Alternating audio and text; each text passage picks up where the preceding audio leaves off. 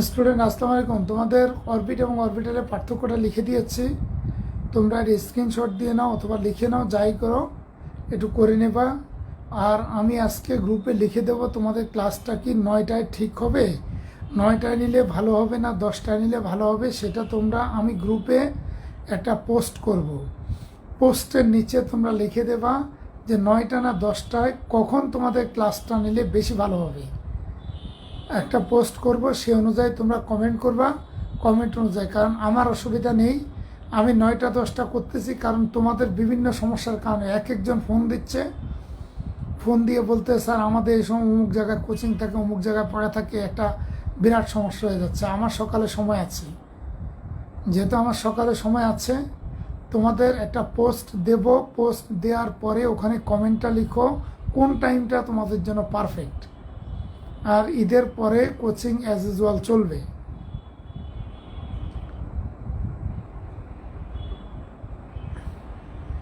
তোমাদের পরীক্ষা যেমনটা আছে, পরীক্ষার সিদ্ধান্ত প্রশ্ন করে প্রশ্ন দিয়ে দেওয়া হয়েছে। আমি প্রশ্ন কোচিংয়ে মেল করে দিয়েছি, প্রশ্ন কমপ্লিট, একটা সুন্দর প্রশ্ন হয়েছে। তোমরা পরীক্ষার প্রিপারেশান নেবা, ভালো করে পরীক্ষার প্রিপারেশান নাও, দেখি কেমন অবস্থা কী করতে পারো। আর আগামীকালকেও ক্লাস থাকবে, পরশু দিনও ক্লাস থাকবে, প্রতিদিন ক্লাস থাকবে, জৈবযোগ্য শেষ না হওয়া পর্যন্ত ক্লাস থাকবে।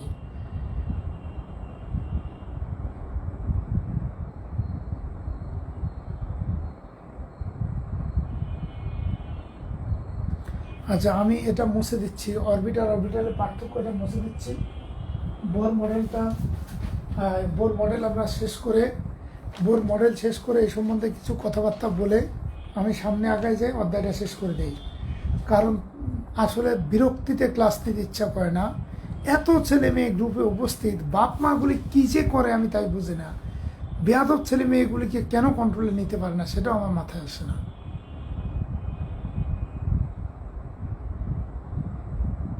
এত ছেলে মেয়ে, 450 ছেলে মেয়ে প্রায় ক্লাসে থাকে, 50 জন, 60 জন, 42 জন, 43 জন। কী ধরনের ইয়ার কি এটা?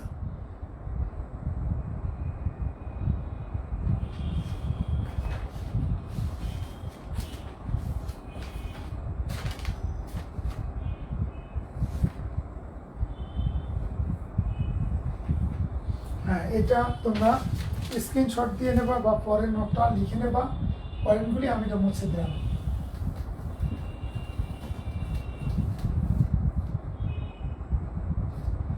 পড়ে দিলে ভালো হতো, আমার মনে হয় না যে পড়তে খুব অসুবিধা হবে আর কি, তুমি পড়ে নিতে পারবা। কোয়ান্টাম মতবাদের উপর ভিত্তি করে ধারণা প্রতিষ্ঠিত। তারপর অরবিটগুলোকে প্রধান কোয়ান্টাম সংখ্যা n দ্বারা প্রকাশ করা, সূচিত করা হয়। যে কোনো অরবিটে ইলেকট্রন ধারণ ক্ষমতা 2n²। অরবিটের কোনো দিকধর্ম নাই। অরবিটের ধারণা ইলেকট্রনকে কণা হিসেবে ধরা হয়, এটি প্রধান শক্তিস্তর নির্দেশক। সহকারী কোয়ান্টাম সংখ্যা L এর মান 0, 1, 2, 3 অনুযায়ী অরবিটালগুলিকে SPD এর দ্বারা চিহ্নিত করা হয়। একটি অরবিটালে 2টি ইলেকট্রন থাকতে পারে, 2টি ইলেকট্রন থাকতে পারে না, থাকতে পারে। একটি অরবিটালে 2টি ইলেকট্রন থাকতে, 2টির বেশি ইলেকট্রন থাকতে পারে না, ঠিক আছে, 2টির বেশি ইলেকট্রন থাকতে পারে না। S অরবিটাল ব্যতীত অন্য সব অরবিটালের দিকধর্ম আছে, কেউ মানে বিভিন্ন দিকে বিস্তৃত থাকে, এক একটা অরবিটালের চেহারা এক এক রকম আর কি।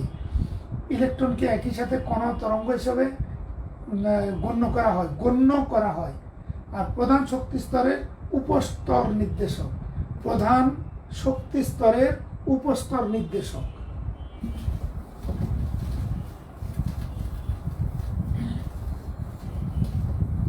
আচ্ছা, এবার আমরা যে জিনিসটা আসছিলাম, গতকালকে বলতেছিলাম যে বিকিরিত বা শোষিত শক্তির পরিমাণ কম্পাঙ্কের সমানুপাতিক। এটা হলো প্লাঙ্কের সূত্র। প্লাঙ্কের সূত্রটা যেটা ছিল খুব শর্ট ফর্মে, প্লাঙ্কের সূত্রটা আমি লিখছিলাম। প্লাঙ্কের সূত্র বলছে বিকিরিত বা শোষিত শক্তির পরিমাণ এই কম্পাঙ্কের সমানুপাতিক। এই কম্পাঙ্ক, এটা স্মল ভি, গ্রিক সাইন, এটা হলো গ্রিক সাইন, গ্রিক সিম্বল বা বিগ সাইন স্মল ভি দ্বারা প্রকাশ করা হয় এটাকে, কম্পাঙ্ককে। আচ্ছা, এটা আমি গতকালকে বোঝাচ্ছিলাম, ওই ক্লাসটা আমি ডিলিট করে দেবো, যেহেতু ডিলিট করিনি এই পর্যন্ত, কিন্তু ক্লাসটা ডিলিট করে দেবো। দেখো, বিকিরিত শক্তি কম্পাঙ্কের সমানুপাতিক। তাহলে বলছে কোথাও যদি বেশি হার্টজ কম্পাঙ্কের শক্তি বিকিরণ ঘটে, তাহলে শক্তির পরিমাণ, মানে যদি বেশি কম্পাঙ্কের শক্তি বেরোয়, তাহলে সেখানে বিকিরিত শক্তিটা বেশি হবে বা শোষিত শক্তিটা বেশি হবে। কোনো শক্তির বিকিরণ হয় বা শোষণ হয় তরঙ্গ আকারে। এখন তরঙ্গের নির্দিষ্ট একটা কম্পাঙ্ক থাকে, আমরা সবাই জানি তরঙ্গের নির্দিষ্ট কম্পাঙ্ক থাকে।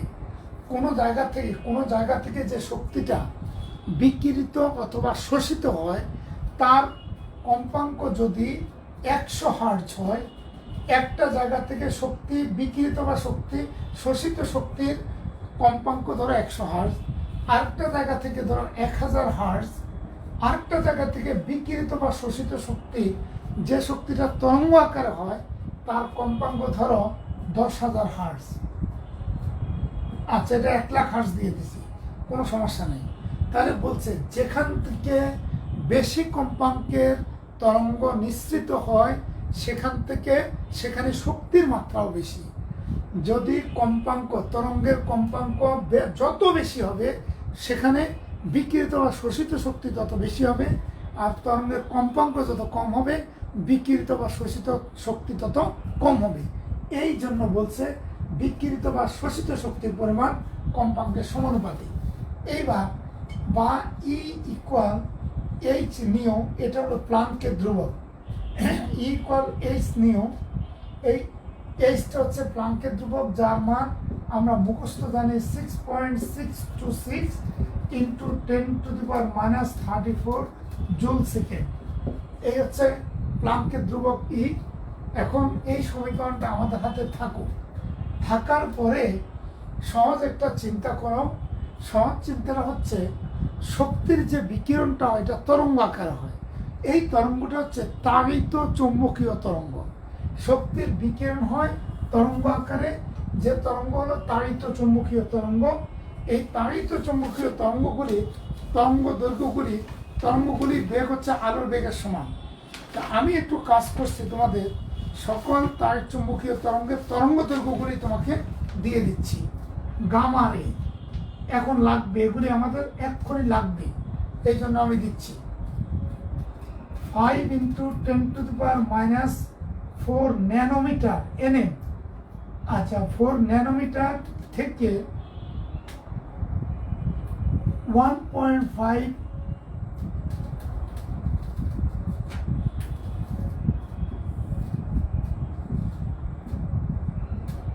গামা রে, 5 × 10⁻⁴ ন্যানোমিটার থেকে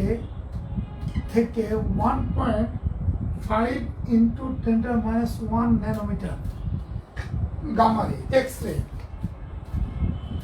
এক্স রে তরঙ্গ দৈর্ঘ্য হলো 10⁻⁻2 ন্যানোমিটার থেকে 10 ন্যানোমিটার পর্যন্ত। বাবা, ন্যানোমিটার মানে 10⁻⁹ মিটার, ঠিক আছে? এটাকে আমরা ন্যানোমিটার বলি। 1 ন্যানোমিটারে 1 মিটার। যা হোক, এবার ইউভি রে, আলট্রাভায়োলেট রে, এটা তরঙ্গ দৈর্ঘ্য, এটা হলো ল্যামডা, এটা হলো তরঙ্গ দৈর্ঘ্য ল্যামডাটা আমরা দিচ্ছি তরঙ্গ দৈর্ঘ্য আর কি। এটা হলো 10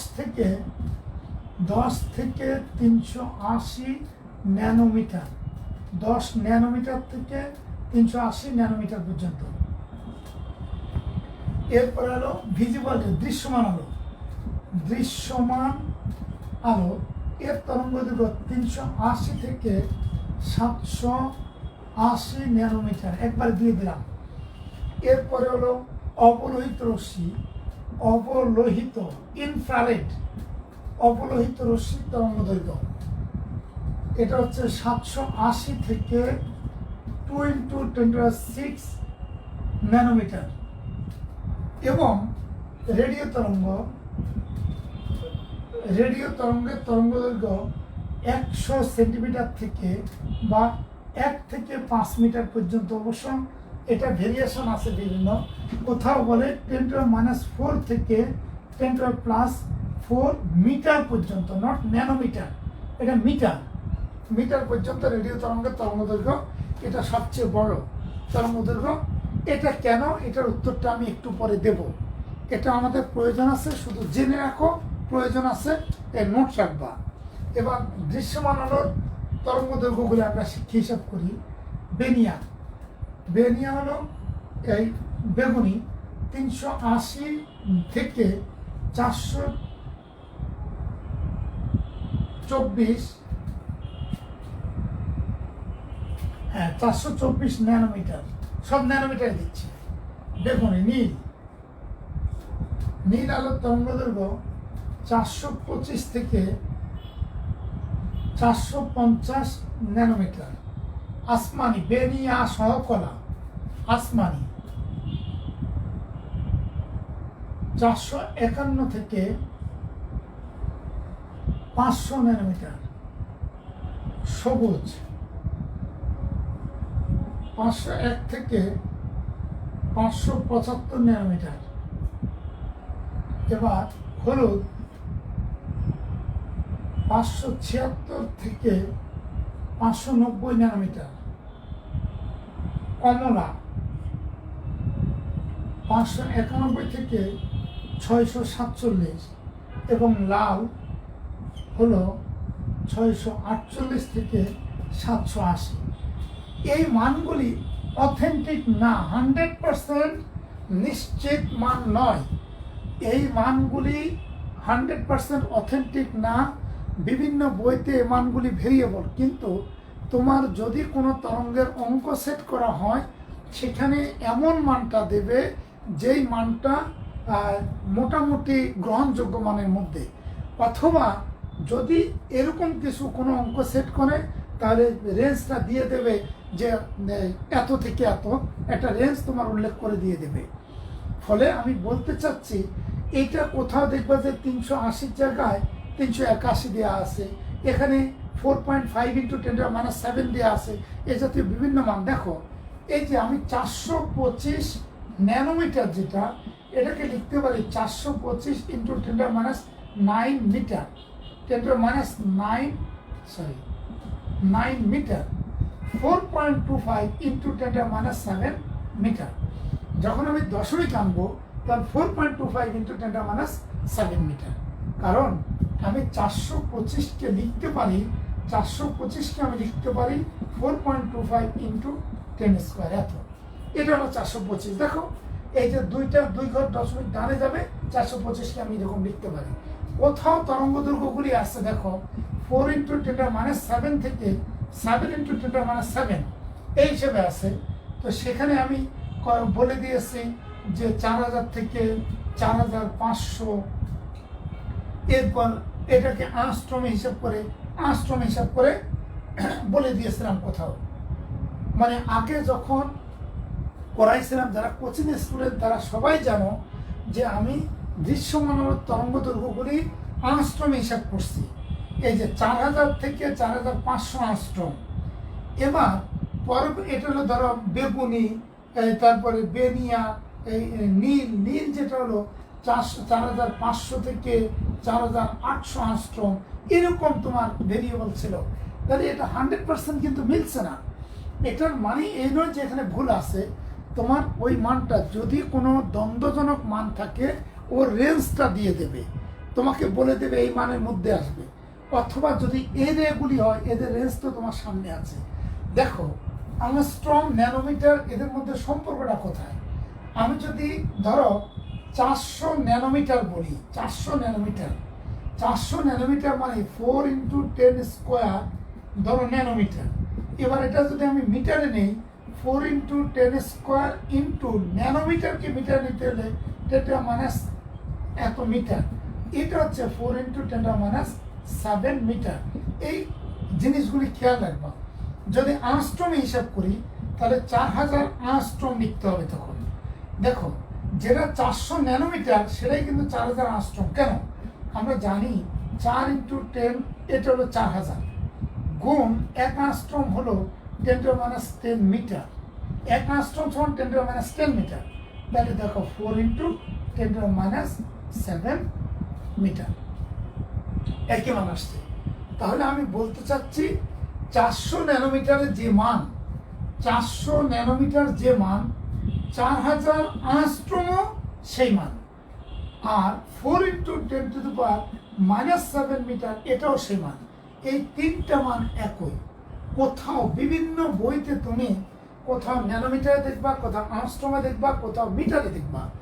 যদি কোথাও এই মানগুলি তরঙ্গ দৈর্ঘ্যগুলি, এগুলি ওয়েভ লেন্থ, তরঙ্গ দৈর্ঘ্যগুলি অ্যাংস্ট্রম, মিটার, ন্যানোমিটার যাই থাকুক, কনসেপ্টটা দেখাই দিছি। যা 400 ন্যানোমিটার, এই যে 400 ন্যানোমিটার মানে এইটা, আবার 4000 অ্যাংস্ট্রম মানে এই যে এইটা, আর এটা মিটারে নিয়ে গেলাম। তাহলে কোথাও দেখবা ন্যানোমিটারে, কোথাও দেখবা অ্যাংস্ট্রমে, কোথাও দেখবা মিটারে। এর জন্য তোমার দ্বন্দ্ব আসার দরকার নেই। কেন এটা লিখছি তার উত্তরের দিকে আমি এক এক করে যাচ্ছি। এখন ক্যামেরার পিছনে যেতে তো আমার ভয় করছে। আমি তো ক্লাস আজকে বন্ধ করে দেওয়ার কথা বলেছিলাম। জি স্যার, ফিজিক্স 8 ইউনিট করার সময় এটা বলেছিলেন। হ্যাঁ ঠিক আছে। এখন এই যে 70 স্টুডেন্ট, 80 স্টুডেন্টের উপরে থাকার কথা বলছি। ক্লাসটা এত গুরুত্বপূর্ণ, ছেলে মেয়ে কেন যে বুঝে না আমি সেটাই বুঝি না। এত গুরুত্বপূর্ণ ক্লাস, আমি বলছি আগে যা পড়ায়নি তার কিছু জিনিস আমি এখানে নিয়ে আসতেছি। যাক, এখন দেখো আমরা যে অংশে আছি, তোমার বইয়ের বোর মডেলের 3 নম্বর যে পয়েন্টটা, যে আমরা জানি ইলেকট্রন যখন এক শক্তি স্তর থেকে অন্য শক্তি স্তর গমন করে তখন একটা নির্দিষ্ট পরিমাণ শক্তি শোষণ করে n=1 থেকে n=2 যায়, অথবা n=2 থেকে n=5 যায় ইত্যাদি। আবার সেই সঞ্চিত শক্তি বিকিরণ করে নিজের জায়গায় ফিরে আসে। এই কথা হলো 3 নম্বর। এখন এই বিকিরিত বা শোষিত শক্তির পরিমাণটা সম্বন্ধে বলতে যে এখানে হাইড্রোজেন পরমাণু বর্ণালী ব্যাখ্যা করে দিয়েছিলেন বিজ্ঞানী নিলস বোর। তো যাও, এই সম্বন্ধে আমরা একটু ধারণা দিতে চাচ্ছি আমি। তোমার প্রশ্নে তোমার কাছে কিছু জিনিস আসবে। তোমার বইতে একটা স্ট্রেট লেখা আছে, যে লেখাটা পড়তে দিলেই তুমি এটা ধাক্কা খাবা। দেখো আমি স্ট্রেট লেখাটা লিখে দিই। তোমার বইতে লেখা আছে বিকিরিত বা শোষিত শক্তির পরিমাণ H₀ সমান hc/λ, এরকম লেখা আছে। এখন তুমি যখন এটা লিখতে যাবা তুমি এটা ধাক্কা খাওয়া যে H₀ সমান hc/λ, এটা দেওয়ার দরকার কি? আমি তো Hs কেটে দিতে পারি, তাহলে c/λ, আর আমাকে H নেওয়ার দরকার কি? তোমার মনে প্রশ্ন আসবে এটা কোথা থেকে আসছে, এই জিনিসগুলি কোথা থেকে আসছে। আমি প্রশ্নগুলোর উত্তর দিতে যাচ্ছিলাম। যেহেতু ক্লাসটা রেকর্ডেড ক্লাস, এটা তোমার সারা জীবন কাজে লাগবে। ইন্টারমিডিয়েটের সব ক্লাস এটা কাজে লাগবে, কিন্তু তোমাদের আমি সেভাবে পাচ্ছি না। তোমরা আগামীকালকের যে ক্লাসটা, আগামীকালকের ক্লাসের জন্য তোমরা জৈব যৌগ পড়ে রাখবা। অ্যালকোহলটা জৈব যৌগ ফুল শেষ করবা, অ্যালকাইন আর অ্যালকোহল দুটো পড়ে কালকে শেষ করবা। তোমাদের টার্গেট এই আগামী 3 দিন জৈব যৌগ চলবে। আমার পরীক্ষা দেওয়া আছে, পরীক্ষার প্রশ্নটা আমি অনেক কষ্ট করে করছি। ওই প্রশ্নের সলভ ক্লাস হবে। প্রশ্ন যখন করছে জৈব যৌগ আর কত হার্ড প্রশ্ন করা যাবে তোমরা চিন্তা করে দেখো তো। যারা জৈব যৌগ পরীক্ষার্থীরা ভালো করে করছো, তোমরা জানো যে জৈব যৌগের মতো ধারাবাহিক অধ্যায় সারা কেমিস্ট্রি বইতে কোথাও নাই। অনেকে বলে স্যার একটার ভিতর একটা ঢুকে যায়। না রে বাবা, একটার ভিতর একটা ঢুকবে না। যদি তোমার একটু চোখ কান খোলা রাখো, কোনোটার ভিতর কোনোটা ঢুকবে না। আমি এই 2-3 দিনে দেখো, আমি আলোচনা করছি, দরকারে রিপিট করছি। তুমি দেখবা যে বোর্ড প্রশ্ন বা শর্ট সিলেবাসের যে বইগুলি ঘাটো, ঘেটে দেখবা সব উত্তর তুমি পারো। শুধু আমার আগামী 3 দিনের ক্লাসগুলি আগে কমপ্লিট করতে দাও। এখন যাই হোক, পরীক্ষার জন্য প্রিপারেশন ও মনে মনে পরীক্ষার প্রস্তুতি নাও। এটা তোমাদের এসএসসি পরীক্ষা 1 কোটি ভাগ হবে, মানে এসএসসি পরীক্ষা না হওয়ার কোনো সম্ভাবনা নেই বলে দিয়েছি। যাও, এখানে একটু খেয়াল করো যে স্যার প্লাঙ্কের সূত্র আমি না বুঝলাম যে সমানুপাতিক গুণিতলে একটা ধ্রুবক দিতে হয়। এইবার আমাদের এই যে hc/λ এই কথাগুলি কেন আসছে তার উত্তরটা খেয়াল করো। এটা কি বিকিরিত বা শোষিত শক্তি। শক্তির বিকিরণটা তরঙ্গ আকারে হয়। প্রশ্ন হলো কোন তরঙ্গ আকারে? এই তরঙ্গ আকারে। এদের নাম বলা হয় তাড়িত চুম্বকীয় তরঙ্গ। এদেরকে বলা হয় ইলেকট্রোম্যাগনেটিক ওয়েভ, তাড়িত চুম্বকীয় তরঙ্গ। দেখো, এরা হচ্ছে তাড়িত চুম্বকীয় তরঙ্গ। সকল তাড়িত চুম্বকীয় তরঙ্গ আলোর বেগে চলে। তাহলে দেখো, শব্দ তরঙ্গ থেকে আমরা একটা সম্পর্ক পেয়েছি ভি ইকুয়াল এফ ল্যামডা। যেহেতু এখানে এই ভিটা আমরা আলোর বেগকে বোঝাতে চাই, আমরা সবাই জানি আলোর বেগকে সবসময় সি দ্বারা প্রকাশ করা হয়। সি হচ্ছে আলোর বেগ। আমরা প্রত্যেকেই জানি আলোর বেগ হচ্ছে সি, আর এফ হচ্ছে কম্পাঙ্ক। এই কম্পাঙ্ককে নিউ দ্বারা প্রকাশ করা হয়, যেটা স্মল ভি এর মতো, গ্রিক সিম্বল নিউ। তারপর হলো ল্যামডা। ল্যামডা হচ্ছে তরঙ্গ দৈর্ঘ্য। খেয়াল করো, তাহলে আমি কেন সিতে আনলাম? উত্তর, এটা হচ্ছে হচ্ছে বিকিরিত বা শোষিত শক্তি। আমি প্রশ্ন করছি শক্তির বিকিরণটা কি আকারে হয়? স্যার, তাড়িত চুম্বকীয় তরঙ্গ আকারে হয়। তাহলে তাড়িত চুম্বকীয় তরঙ্গ আকারে যদি হয়, তো প্রত্যেকটা তরঙ্গের নিজস্ব একটা বেগ আছে, নিজস্ব একটা লেন্থ আছে, দৈর্ঘ্য আছে। এমন কোনো তরঙ্গ নাই যার তরঙ্গ দৈর্ঘ্য নাই, যার তরঙ্গ বেগ নাই। সকল তরঙ্গের তরঙ্গ বেগ আছে, তরঙ্গ দৈর্ঘ্য আছে। তাহলে যেহেতু সকল তরঙ্গের তরঙ্গ দৈর্ঘ্য, তরঙ্গ বেগ বিদ্যমান, এই জন্য আমার এই আলোর তাড়িৎ চুম্বকীয় তরঙ্গের বেগ, এই তরঙ্গ দৈর্ঘ্য, আর তরঙ্গ যদি নাম উচ্চারিত হয়, কম্পাঙ্কবিহীন কোনো তরঙ্গ থাকতে পারে না। এক এক তরঙ্গের কম্পাঙ্ক এক এক রকম।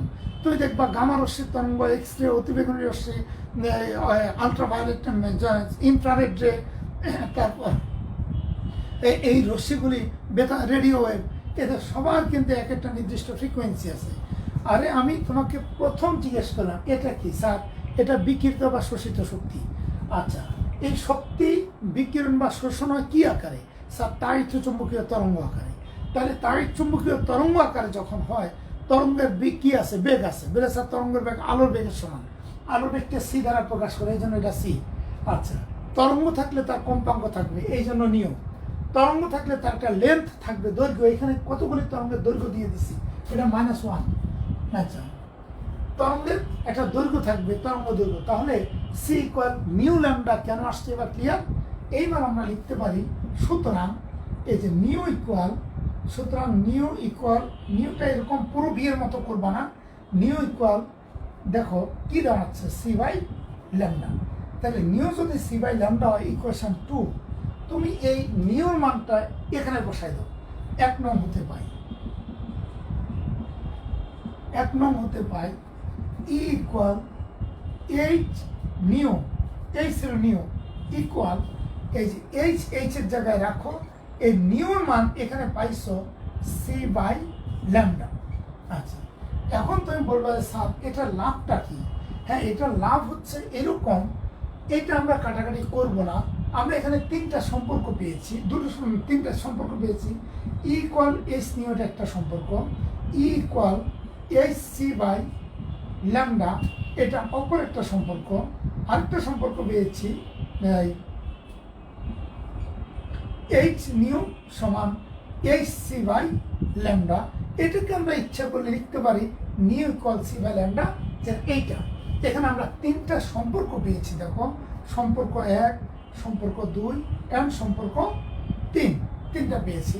বলে স্যার, এই তিনটা সম্পর্কে আমার লাভটা কি? লাভ হলো, কোথাও ধরো কম্পাঙ্ক দেওয়া আছে, একটা আলোর কম্পাঙ্ক ফ্রিকোয়েন্সি দেওয়া আছে, ওই আলোর শক্তি নির্ণয় করতে বলছে, যে কত শক্তি সম্পন্ন আলোক তরঙ্গটি। তখন তোমার ই ইকুয়াল ওই যে প্লাঙ্কের ধ্রুবক গুণ কম্পাঙ্ক, প্লাঙ্কের ধ্রুবককে কম্পাঙ্ক দিয়ে গুণ করবা, কম্পাঙ্ক দিয়ে গুণ করলে পেয়ে যাবে। আচ্ছা, কোথাও দেখা যায় আলোর বেগ দেওয়া আছে, আলোর বেগ দেওয়া না, শুধু তরঙ্গ দৈর্ঘ্য। খেয়াল করো, কোনো একটা অঙ্কে শুধু কম্পাঙ্ক দেওয়া আছে, শক্তি বের করতে বলছে, তাহলে এই সূত্রে অ্যাপ্লাই করবা। কোনো একটা অঙ্কে তরঙ্গ দৈর্ঘ্য দেওয়া আছে, শক্তি বের করতে বলছে, এটাও কনস্ট্যান্ট, এটা আলোর বেগ 10 to 10⁸ metre per second. H এর মান আমি নির্দিষ্ট জানি, তাহলে ল্যামডাটা যদি দেওয়া থাকে, তাহলে তুমি শক্তি বের করতে পারবা। আবার কোথাও শুধু তরঙ্গ দৈর্ঘ্য দেওয়া আছে, তোমাকে কম্পাঙ্ক বের করতে বলছে, ল্যামডা দেওয়া আছে, কম্পাঙ্ক বের করতে বলছে, তাহলে ল্যামডা দেওয়া থাকলে কম্পাঙ্ক বের করার সূত্র হলো এটা হলো কম্পাঙ্ক নিউ। এটাকে যদি তুমি এফ দ্বারা সূচিত করা ভুল হবে না। তুমি দেখবা ইন্টারের বইতে এফ দ্বারা সূচিত করছে, ইন্টারের বইগুলিতে, কিন্তু বেশিরভাগ বইতে নিও দ্বারা সূচিত করছে, আবার ইন্টারের কিছু বইতে এফ দ্বারা। এফ আমরা খুব পরিচিত, এফ আমাদের কাছে, কারণ এটা ফ্রিকোয়েন্সির এফ, ফ্রিকোয়েন্সি মানে কম্পাঙ্ক, এটা হলে আমাদের জন্য সুবিধা হতো। তাহলে দেখো এই জায়গাটা কি আসলে কোনো ভুল? উত্তর এই জায়গাটা আসলে কোনো ভুল না। তাহলে এই জায়গাটা থেকে আমরা তিনটা জিনিস পাচ্ছি। ইকুয়াল এইচ নিউ, যদি আমার নিউর মান দেওয়া থাকে তাহলে আমি শক্তি বের করতে পারবো কম্পাঙ্ক দেওয়া থাকলে, যদি ল্যামডা দেওয়া থাকে শক্তি বের করতে পারবো, যদি ল্যামডা দেওয়া থাকে কম্পাঙ্ক বের করতে পারবো। ল্যামডা থাকলে কম্পাঙ্ক পাবো, এই জিনিসগুলো আমি পেয়ে যাবো। এইবার আমরা খেয়াল করব, আমরা একটা এই সম্পর্কটাকে আরেকটু বর্ধিত করছি, বর্ধিত করতে যাচ্ছি, একটু মনোযোগ দেওয়া।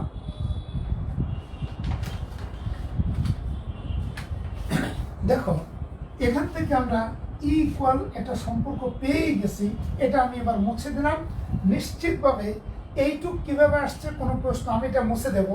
তোমাদের কোনো প্রশ্ন থাকলে একটু প্রশ্ন করো, তোমরা বুঝতে পেরেছো আর পারোনি। ই ক্যান সমান এইচ নিউ সমান এইচ সি বাই ল্যামডা, কীভাবে আসছে এটা কি ক্লিয়ার? এটা প্লাঙ্কের সূত্র, সমানুপাতিক উঠাতে হলে একটা ধ্রুবক দিতে হয়।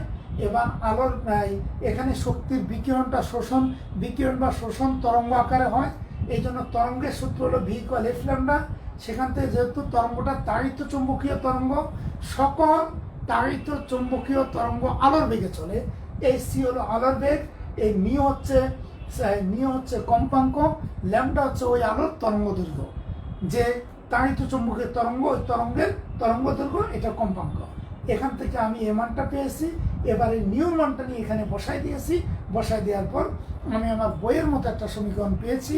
যদি কোনো কোশ্চেন থাকে কোশ্চেন করো। হ্যাঁ, তোমরা বলছো ক্লিয়ার স্যার, অনেকে বলছো ক্লিয়ার।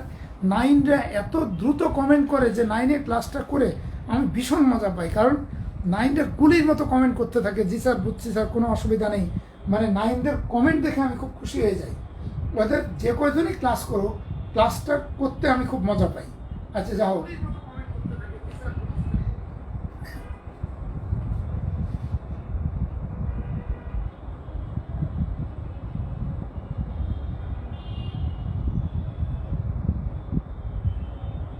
আচ্ছা এখন গেল এটা। এবার আমরা একটা গুরুত্বপূর্ণ সূত্রে আসবো। সূত্রটা সম্পর্ক হলো, এটা যেহেতু মুছে ফেলছি, খেয়াল করি আমরা। আমাদের বোর মডেলের মূল বক্তব্যটা শেষ, আমি শিখে নিলাম ই ইকুয়াল এইচ নিউ সমান ইকুয়াল এইচ নিউ সমান এইচ সি বাই ল্যামডা, এটা তো আমরা জানি, মাত্র শিখছি, সমান আর H prime into 1 by N I square minus 1 by N F square. আচ্ছা, এন আই আর এন এফ এটা কারা, আমরা একটু এক এক করে জিনিসগুলি শুনে নেই। দেখো আর এইচ প্রাইম, এটা হলো আর এইচ প্রাইম, এটাকে বলা হয় রিডবার্গ ধ্রুবক। আর এইচ প্রাইম, আর এইচ প্রাইম সমান, এটাকে বলা হয় রিডবার্গ। কেন, এর কারণটা আসছি আমি। রিডবার্গ ধ্রুবক সমান, কারণ এই তুমি যখন এটা পড়তে যাও, অনেক স্টুডেন্টের মধ্যে বিভিন্ন প্রশ্ন জাগে, তার তরঙ্গ কোন ধরনের তরঙ্গ সৃষ্টি হলো, এগুলি আমি জানতে চাই। এই জন্যই আমি আলোচনায় নিচ্ছি। রিডবার্গ ধ্রুবকে, এই ধ্রুবকের মানটা হচ্ছে দেখো 2.18 ইন্টু 10⁻⁻18 জুল। এইটা অবশ্যই পাশে থাকবে শক্তির ফর্মুলা, শক্তির ফর্মুলা। এই শক্তির ফর্মুলা অনুযায়ী আর এইচ প্রাইমের মান হচ্ছে 2.18 ইন্টু 10⁻18 জুল। আর বাকিটা এদিকে দেখাও, এন আই, আই মানে কক্ষপথ, ইনিশিয়াল, আর এন এফ মানে ফাইনাল। এখন তুমি বুঝছো, একটা আদি কক্ষপথ, একটা শেষ কক্ষপথ। বেরে স্যার এইটা কি, এটা না হয় বুঝলাম।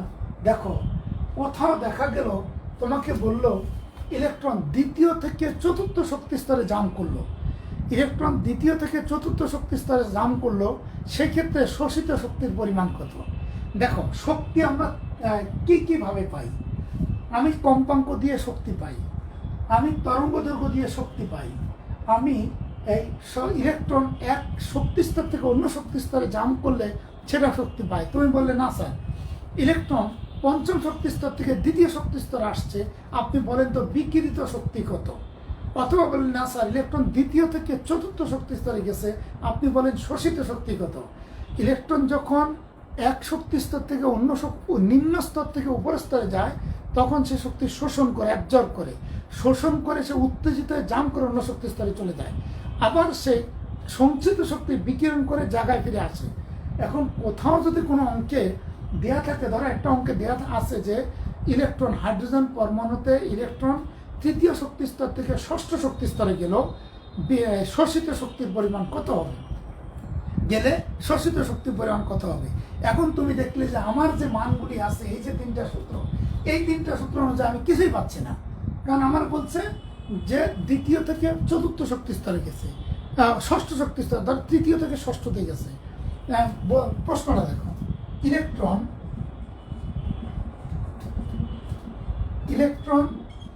তৃতীয় শক্তি স্তর হতে ষষ্ঠ শক্তি স্তরে গমন করলে শোষিত শক্তির পরিমাণ কত?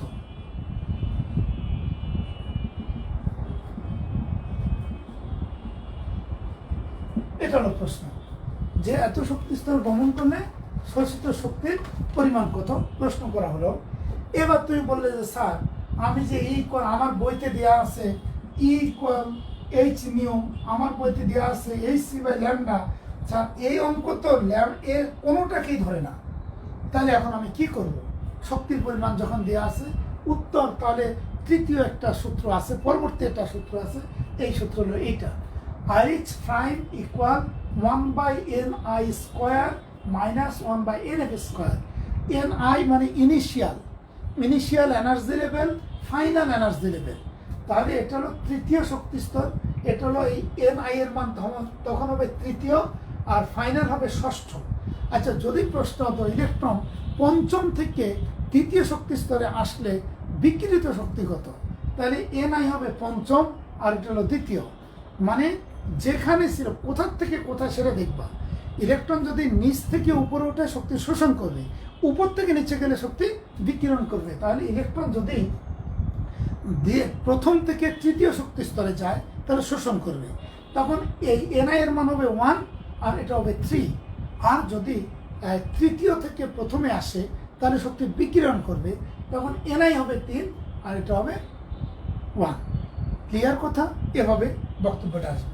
তো যাই হোক, তাহলে আর এই জিনিসটা আমাদের জানতে হবে। এখন শক্তির ফর্মুলা কি আমরা আরেকভাবে আসতে পারি তরঙ্গ দৈর্ঘ্যের উপর ভিত্তি করে। তুমি দেখো, এই ইকুয়েশনটাকে যেটা লিখছি, এটাকে আমি আবার লিখতে পারি তরঙ্গ দৈর্ঘ্যের উপর শক্তির ফর্মুলা hc/λ ইকুয়াল এই RH prime 1/ni স্কোয়ার বিয়োগ 1/nf স্কোয়ার। ঠিক আছে, এখন এইটুক ভাগ করে দিলাম, এটুক আলাদা করে ফেললাম, কারণ এটা তরঙ্গ দৈর্ঘ্যের সাথে সম্পর্কিত। এবার এটাকে আমি লিখতে পারি, বা সুতরাং 1/λ equal RH prime divided by HC, নিশ্চিত বা HC equal 1/ni square minus 1/nf square. তাকাই দেখো, 1/λ ইকুয়াল RH প্রাইম HC বা এত। এখন তুমি এই মানটা জানো, এই মানটা মান হলো ওই যে 2.18 ইন্টু 10⁻⁸ ডিভাইডেড বাই H এর মান 6.626 ইন্টু 10⁻34 আর সি এর মান 3 ইন্টু 10⁸। এইটা যখন তুমি ক্যালকুলেট করবা, D into ni square minus nf square, এটা যখন ক্যালকুলেট করবা, এখানে এই ধ্রুবকের মান একটা নতুন মান পাবা, মানটা আমি একটু বলে দেই। আমার ক্যালকুলেটারটা আছে, বের করতে হবে। আচ্ছা, এর একটা মান পাবা। এই মানটা হচ্ছে 1.0967। তুমি নিজে করবা 8 × 10⁻7 পার মিটার। খেয়াল রাখবা। তুমি মানগুলি বসাও, এখানে একক সহ বসাও, বসালে দেখবে যে পার মিটারে থাকবে। একক সহ বসালে কেন? এটার একক কি? জুল। এটা হচ্ছে জুল সেকেন্ড, ঠিক আছে। আর মিটার 5 সেকেন্ড। তাহলে দেখো এই জুল আর জুল কেটে যায়, সেকেন্ড আর মাইনাস সেকেন্ডে কেটে যায়, শুধু মিটার থাকে, মিটার উপরে উঠলে পার মিটার। তাহলে মূল কথা হলো এটা হলো এত ইন্টু 1/ni² বিয়োগ 1/nf²।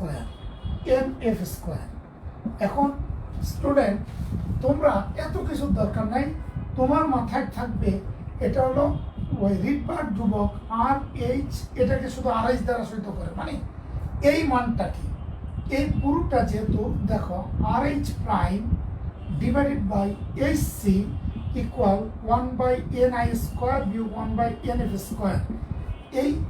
এটা পুরোটা একটা ধ্রুবক। এ মান ধ্রুবক, এই মান ধ্রুবক, এ মান ধ্রুবক। তিনটার পরিবর্তে একটা ধ্রুবক লেখে একে শুধু RH দ্বারা সহিত করে। এই RH ইন্টু 1/ni² বিয়োগ 1/nf²।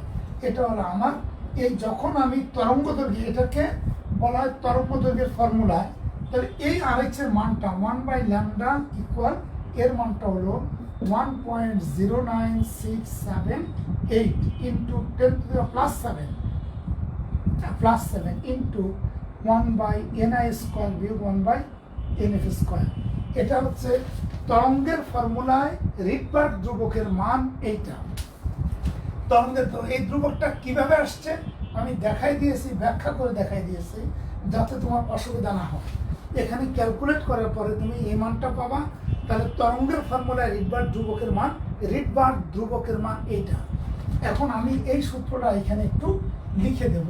2 নম্বর সূত্র উপরে একটু লিখবো, যেহেতু এটা মুছে ফেলতে হবে। 1/λ ইকুয়াল এই RH into 1/ni² minus 1/nf²। এটা হলো আমার তরঙ্গ দৈর্ঘ্যের ফর্মুলা, যেখানে দেখো RH প্রাইমের মান একরকম আর RH এর মান একরকম। তুমি দেখো এটা একটা ধ্রুবক যার মান জীবনে কোনোদিন চেঞ্জ হবে না, এটা একটা ধ্রুবক, এটা একটা ধ্রুবক। তো এই তিনটা ধ্রুবক, টোটাল ধ্রুবককে আমি একটা ধ্রুবক RH দ্বারা প্রকাশ করছি, যার মানটা এখানে বের করে দেখাই দিয়েছি। এটা হলো এই ধ্রুবকটা। সেখান থেকে এটা কেন দিয়েছি তার কারণটা আমরা ব্যাখ্যা যাচ্ছি। আচ্ছা, এখন আমি একটু মুছবো।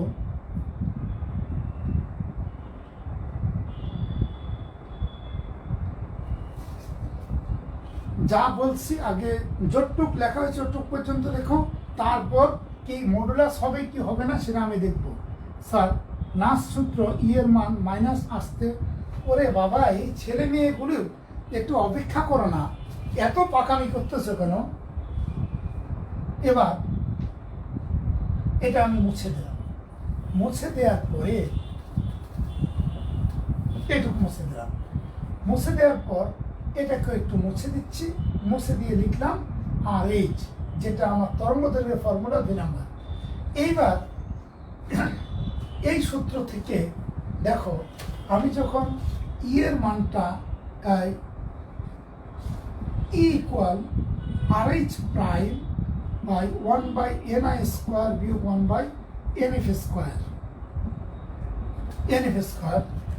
এর মানটা যখন এই সূত্রটা হচ্ছে ই ইকুয়াল এত।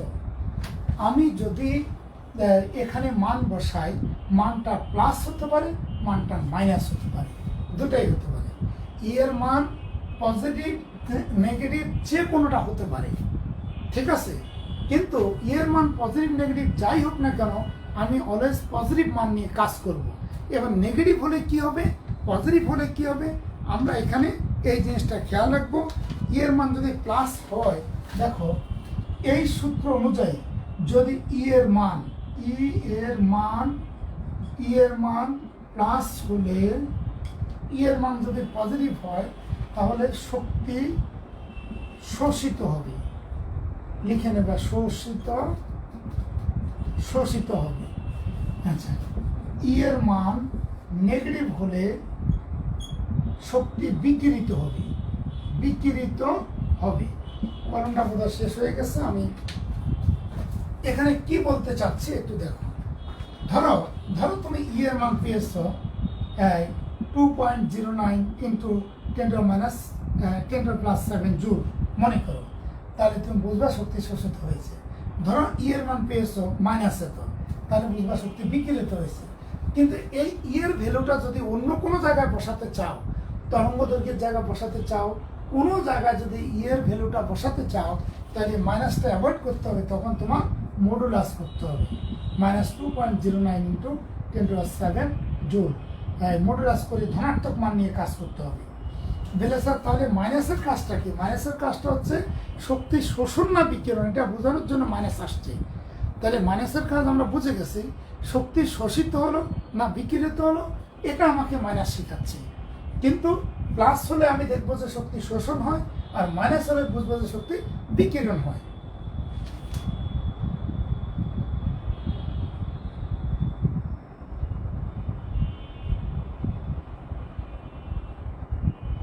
লাস্ট সূত্র ইয়ের মান যা বলছি আগে আগে খেয়াল করে যাও।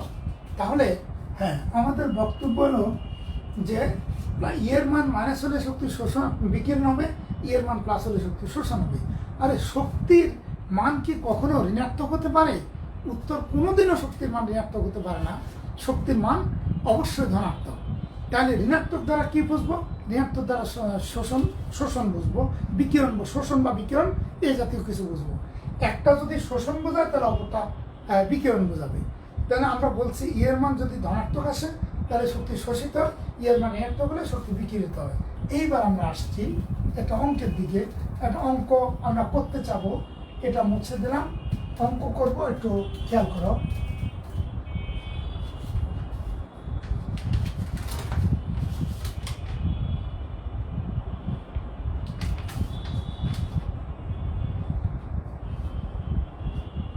হাইড্রোজেন পরমাণুতে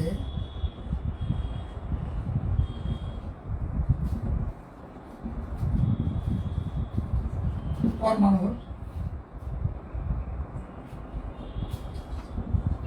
ধরো চতুর্থ কক্ষপথ হতে দ্বিতীয় কক্ষপথে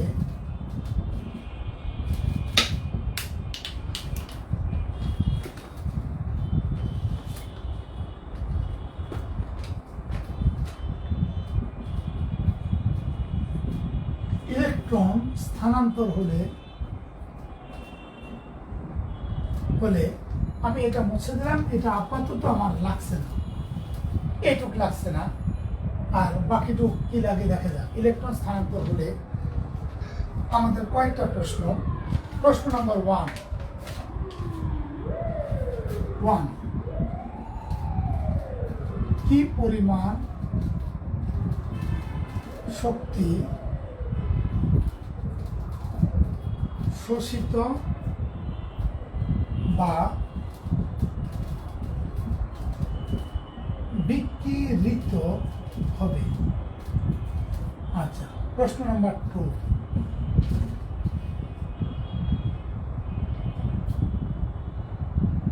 শোষিত বা বিকিরিত শক্তির কম্পাঙ্ক কত? শোষিত বা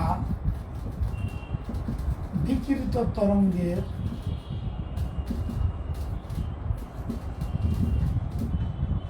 কম্পাঙ্ক কত? প্রশ্ন নম্বর 3, আচ্ছা, শোষিত বা বিকিরিত তরঙ্গ কি বর্ণালী সৃষ্টি করবে? যে বর্ণালীটা আমাদের দরকার, কি বর্ণালী সৃষ্টি করবে? আচ্ছা, কি বর্ণালী সৃষ্টি করবে? এরপর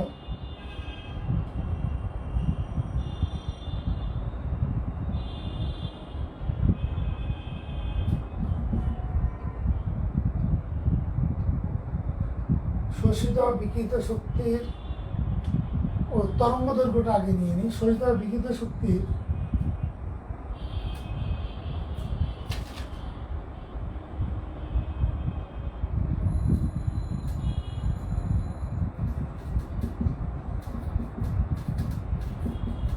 তরঙ্গ দৈর্ঘ্য কত? শোষিত বা বিকিরিত শক্তির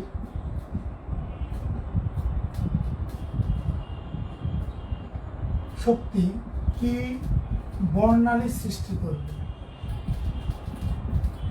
মানে কি বর্ণ সৃষ্টি করবে, আর তরঙ্গের সংখ্যা।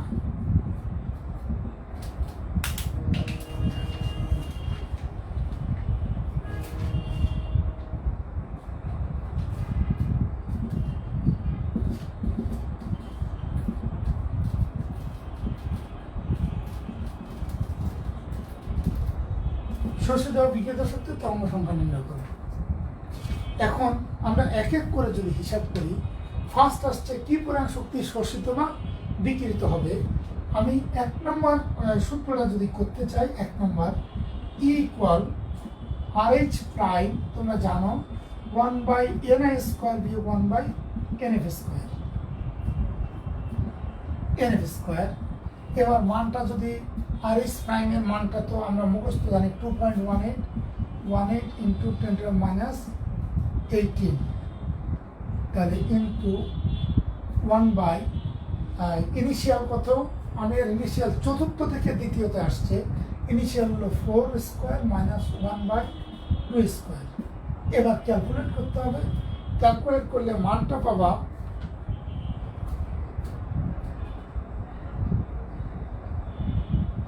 -4.1 ইন্টু 10⁻19 জুল। আচ্ছা, এত পাবা।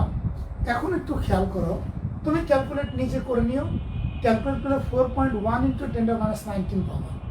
এবার তুমি মাইনাস পাইছো না, মাইনাস পাওয়ার অর্থ হচ্ছে আমরা তো জানি উচ্চ শক্তি স্তর থেকে ইলেকট্রন যখন নিম্ন শক্তি স্তরে আসে তখন শক্তি বিকিরণ করে।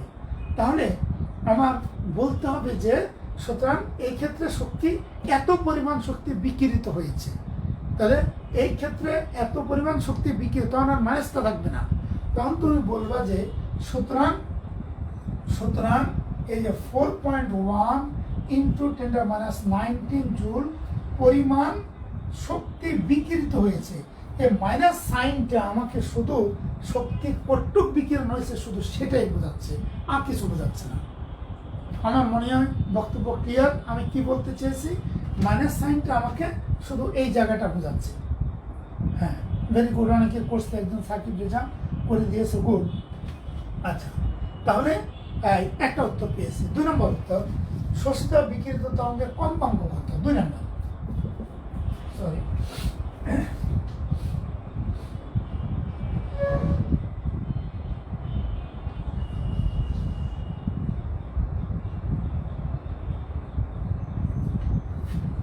এখন কম্পাঙ্কের জন্য আমরা জানি E ইকুয়াল এইচ নিউ, ঠিক আছে, এইচ নিউ। সুতরাং এই নিউ সমান দেখো E/H। তুমি বলবে স্যার ই এর মান তো ওই যে, এটা অবশ্যই পজিটিভ ভ্যালু নিতে হবে, বলে দিয়েছি 4.1 into 10⁻19 divided by 6.626 into 10⁻34 joule, 34 sorry, এটা নিউ মান। এই মানটা আমরা ক্যালকুলেট যদি করি, ক্যালকুলেট করে মান পাবো 6.2 ইন্টু 10⁻14 হার্টজ, 6.2 ইন্টু 10⁻14 হার্টজ। তুমি নিজে করে নেবে, অসুবিধা নাই। তাহলে 6.2 ইন্টু 10⁻14 হার্টজ এটা পেয়ে গেলাম। 3 নম্বর প্রশ্নে আমাকে বলছে শোষিত বা বিকিরিত তরঙ্গের তরঙ্গ দৈর্ঘ্য কত। আমার বলছে যে ল্যামডার মানটা বের করতে হবে।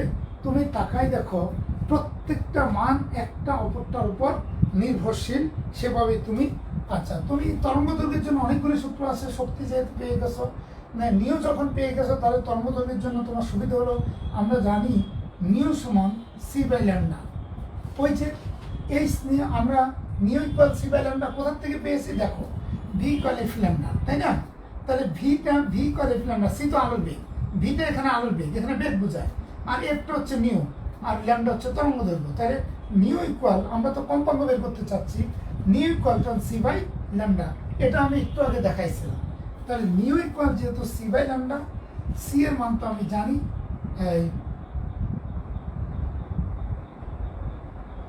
আমার মান বের করতে হবে কার, ল্যামডার মান। আচ্ছা, সুতরাং lambda equal C by nu C হল 3 × 10⁸ আর নিউর মান এইমাত্র পেয়েছি 6.2 × 10⁻14 হার্টজ। 14 এখান থেকে ক্যালকুলেট করে নিউর একটা মান পাচ্ছি,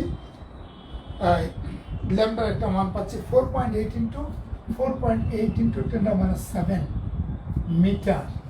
এই যে এই একটা মান পেয়েছি, এটা আমাদের ল্যামডার মান। ল্যামডা তরঙ্গ দৈর্ঘ্য কত, বিকিরিত তরঙ্গ দৈর্ঘ্য কত, 3 নম্বর, এর তরঙ্গ দৈর্ঘ্য হচ্ছে এত মিটার। এবার বলছে কি ধরনের বর্ণালী সৃষ্টি হবে। এই জন্য দেখো আমার কাছে বেনিয়াটা মুছে গেছে, বেগুনিটা দরকার নাই। এখন আমি দেখলাম যে তরঙ্গটা তৈরি হয়েছে তার তরঙ্গ দৈর্ঘ্য হচ্ছে এত মিটার, যে তরঙ্গ তৈরি হয়েছে তার তরঙ্গ দৈর্ঘ্য হচ্ছে এত মিটার। তাহলে স্যার তরঙ্গ দৈর্ঘ্য যদি এত মিটার হয়, একটা কাজ করেন 4.8 × 10⁻7 মিটার, তো এটাকে আমি ন্যানোমিটার নিয়ে আসতে চাচ্ছি। ন্যানোমিটার আনতে হলে দেখো এই মিটারকে ন্যানোমিটার নেব, 4.8 × 10⁻7 × 10⁻9 ন্যানোমিটার।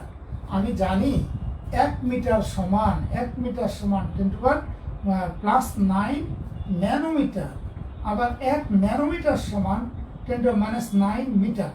দেখো 1 মিটার সমান এত, ন্যানোমিটার এত। বলে স্যার কেন এই মানগুলি আমার ন্যানোমিটারে আছে, তাকাই দেখো ন্যানোমিটারে আছে। এই জন্য আমি করলাম কি, এই মানটাকে ন্যানোমিটারে কনভার্ট করতেছি। কেন কনভার্ট করতেছি তার উত্তরটা, যেহেতু এটা ন্যানোমিটার আছে, যদি মিটারে থাকে তাহলে মিটারে লিখবা, আংস্ট্রমে থাকলে আংস্ট্রমে লিখবা। আমি তো মিটার, ন্যানোমিটার, আংস্ট্রম এদেরকে পরিবর্তন করা শিখাই দিয়েছি। তাহলে সেখানে 4.8 × 10⁻7 মিটার, এটাকে আমি মিটারকে ন্যানোমিটার দিয়েছি। 1 মিটার সমান এত ন্যানোমিটার, তাহলে এত মিটার সমান এত গুণ এত ন্যানোমিটার। এখান থেকে তোমার মানটা আসবে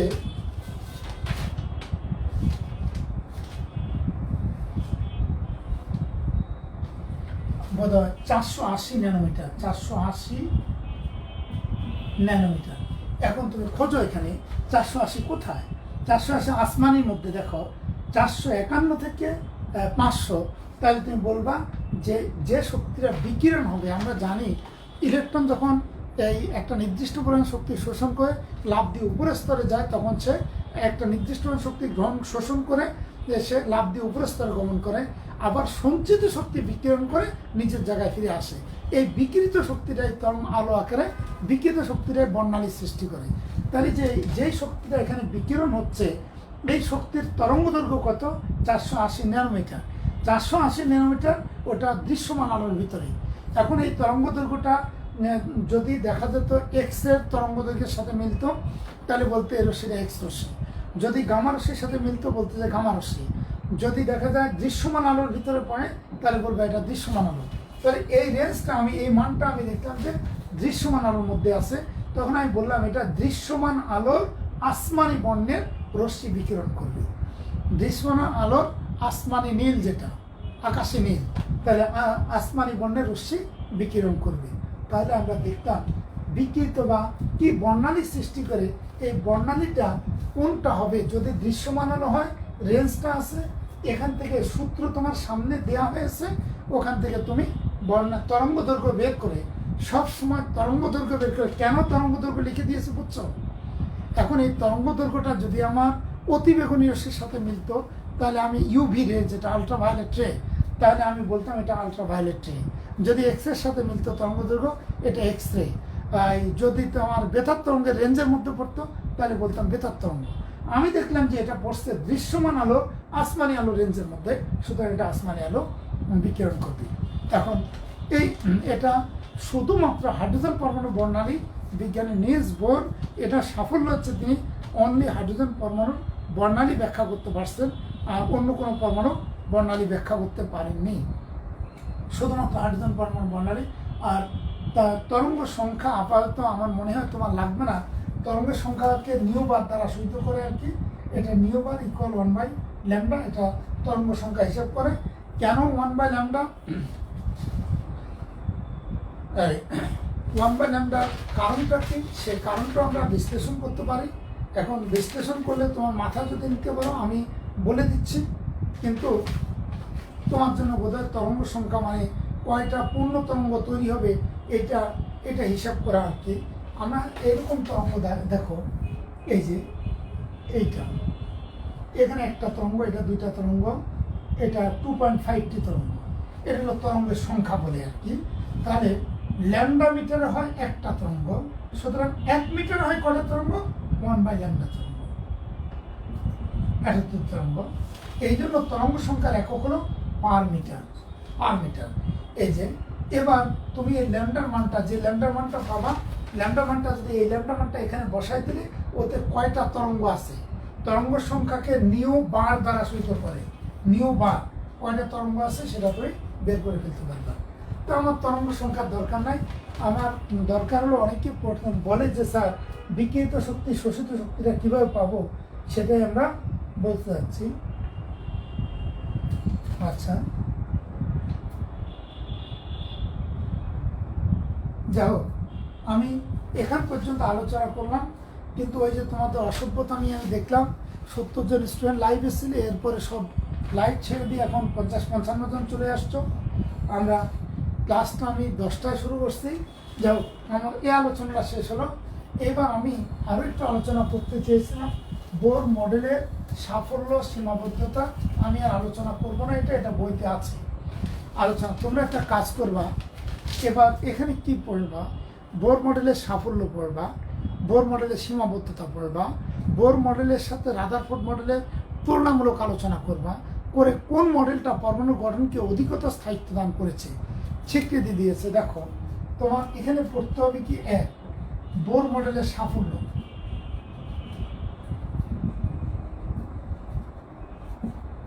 এটা বর্ণালী ধারণা দিয়েছে, এটা বৃত্তার নির্দিষ্ট কক্ষপথের ধারণা দিয়েছে, ইলেকট্রন কক্ষপথের ব্যাসার্ধ নির্ণয়ের ধারণা দিয়েছে, এই জাতীয় সাফল্যগুলি চলে আসবে। 2 নম্বর হলো 2 মডেলের তুলনা। 2 মডেল বুঝছো তো, 2 মডেলের তুলনা। আচ্ছা, সাফল্য। এরপরে বোর মডেলের সীমাবদ্ধতা। বোর মডেলের সীমাবদ্ধতা আমার আরো বেশ কিছু আলোচনা ছিল, তোমাদের প্রচুর উপস্থিতির কারণে আমি আলোচনা সংক্ষিপ্ত করে দিলাম। এবার রাদারফোর্ড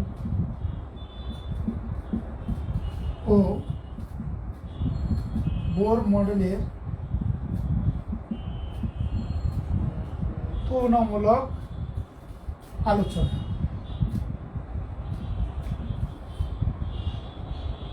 কোনটি পরমাণুর গঠনকে স্থিতিশীল করেছে, স্টেবল করেছে?